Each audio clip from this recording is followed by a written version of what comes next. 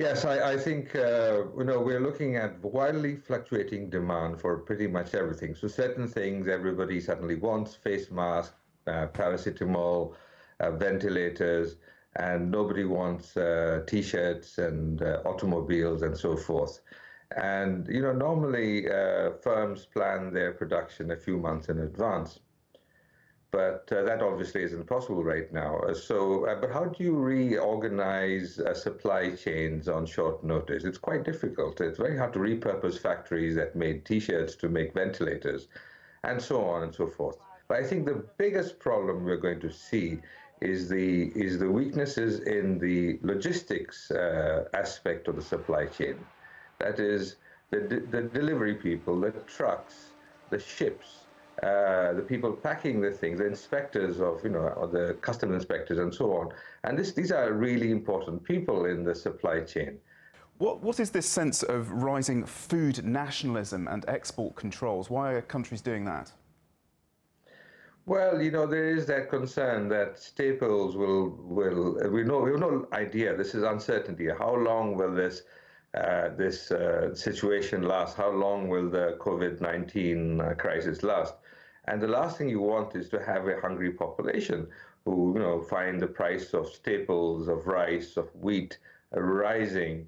And of course, with rising unemployment as well, you don't really want to have an unhappy population, getting worried about their own survival. So I think it's called food security in many sectors. But Paul, it's not just the food security issue. It's also other things like medical supplies, like ventilators. This is a big issue in the US and in Europe, is the shortage of ventilators. But where are the ventilators coming from? Who's making them? So there's also that thing that you're now going to have a kind of a new trade war of trying to control the supplies of what is now deemed to be essential goods. So could you call this essentially hoarding at a national level, the same kind of hoarding that we're seeing on high streets all over the world, really, but certainly here in the UK, people buying far more than they need and keeping it at home? Are we seeing national governments doing that?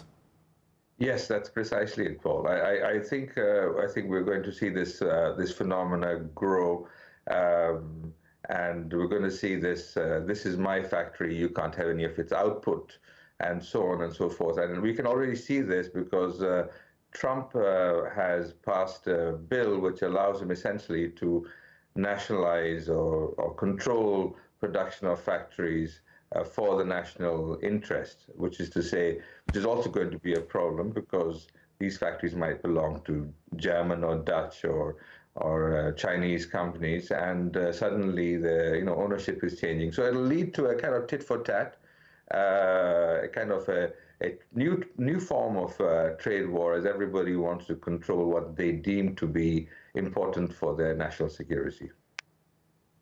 And who are the biggest losers going to be? Presumably developing countries, certain countries in Africa that may only have a handful of ventilators, for example. How are they going to get these life-saving bits of equipment? What sort of steps can governments take to get really essential items? Is it charity? When you look at developing countries, they don't really have much to offer. They have commodities, they're commodity producers, and the demand for commodities has fallen. So on the one hand, they don't have the money, the foreign exchange that's needed to buy things, to import ventilators or face masks or medicines is now going to be in short supply. At the same time, nobody's going to sell them the stuff. So we're going to, as you say, they're going to look to charitable organizations and the kindness of strangers, if you will, who are able to or willing to offer free or subsidize or give them some kind of access